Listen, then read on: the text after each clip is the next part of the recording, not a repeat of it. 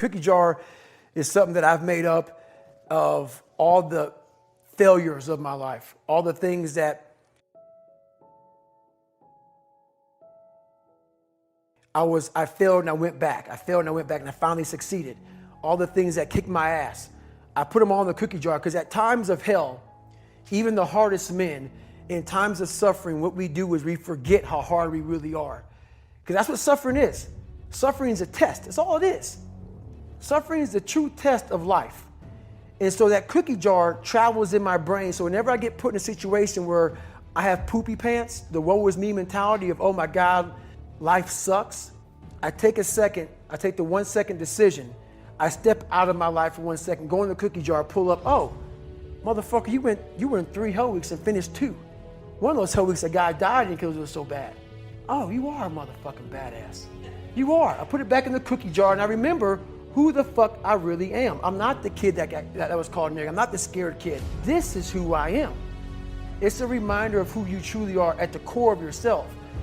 But what I was saying to myself the whole time on that track, and this is what I say to myself: self-talk and visualization are the 2 keys to my success. I believed for that last 19 miles, I was indestructible. Because I took myself in that chair, crapping up my back, peeing blood down my leg, shin splints, stress fractures. I use all that for motivation versus negativity. I use it for motivation. I said to myself, who on this fucking earth would still be going right now? You are. You gotta be the hardest motherfucker on the planet. Is it true? I don't give a fuck. At that time, it got me to the finish line of that fucking race. I believed it. I believe it today. I believed it enough to where my body said, he's not gonna stop. And I took all the negative things. I need to go to the hospital, this and that. And I used it all. Who the hell could even get out of that chair? You did. Who the hell would even think about taping stress fractures up? You did. All those things I used for motivation. When I'm broken, I relish it. That's what I'm gonna do. I'm gonna use it. Because if I'm broken, then I just found my limitations. And until I know what my limitations are, how can I push them? How can I get better? But once I see it, once I feel it, once I see where I was broken, then I can attack that weakness. I can fill in that gap. I can reinforce that breach. If you break, it means it's time to fortify your will to make it stronger. And look, there's all kinds of different ways to break. You can break physically, you can break mentally, you can break your heart, you can break your spirit, and none of those are fun, and all of those are gonna leave a mark. But the mark that they leave can be the mark of victory or can be the mark of defeat. Because every time you break, and in every way that you break, while it's a chance, it's definitely a chance for you to give up and for you to just to fall apart.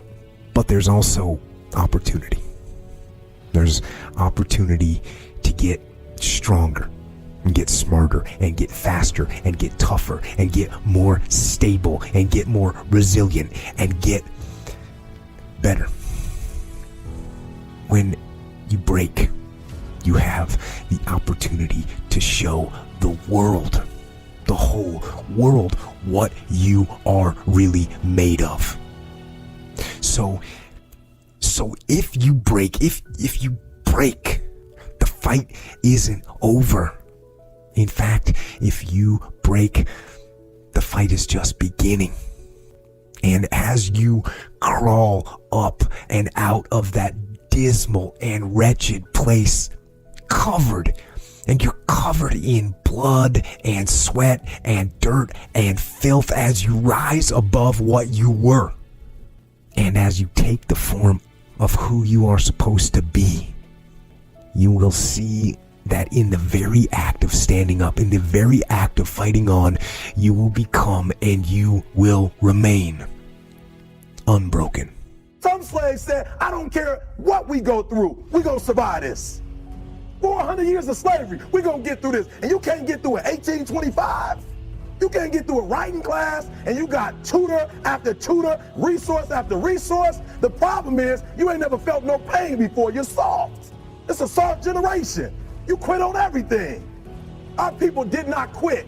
Harriet Tubman not only made it, she went back and got some more.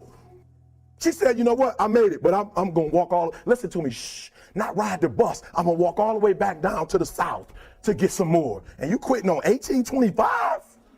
Now watch this. You quit after listen to me, you get a sleeping bag and you wait for them. You wait for the first WRA instructor to come in and you come out your sleeping bag, I need. You quit after you do that. You quit after you had, listen to me, a WRA party.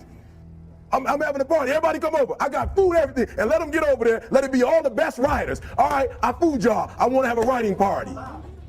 You quit and you ain't even tried yet. Last one. I'm sorry. Last one. Listen to me. Pain is temporary. It may last for a minute or an hour or a day or even a year. But eventually it will subside. And something else will take its place. If I quit, however, it will last forever. Listen to me, I'm telling you as I leave. I'm telling you as I leave, I was homeless for 2.5 years.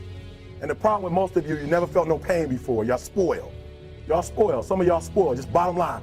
Your parents have done everything for you. You never had to do nothing for yourself. You're spoiled. We're gonna keep it real tonight. Some of you are spoiled brats.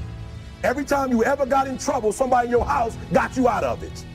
Every time you've done something you're not supposed to do, people say, Eric, your mother's a tyrant. You're right. She kicked me out. You're right. She's mean, but she developed a man because she put me out there and said, you're going to have to grow up. And some of you have never learned to grow up. And so every time something get hard, you quit, you call mama. I dare you to take a little pain. I dare you not to go home. Somebody said, I don't go home, I feel bad. Go through it. You ain't going to die. At the end of pain is success. You're not going to die because you're feeling a little pain.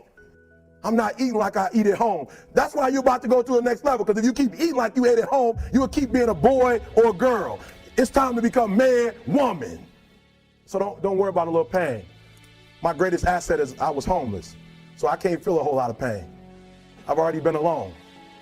There's not a whole lot of hurt I can feel on a little paper, on a little test. So I leave you, listen to me.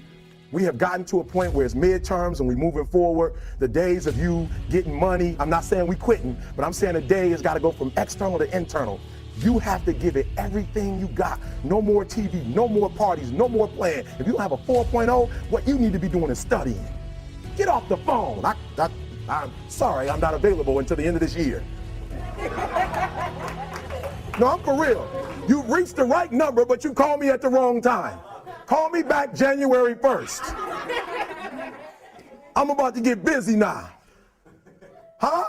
I want you to have a countdown of your own and say when the countdown is over, with the real, watch me, because when I was homeless, I knew something was wrong. I knew that wasn't the best of me. And one day I said, will a real Eric Thomas please stand up?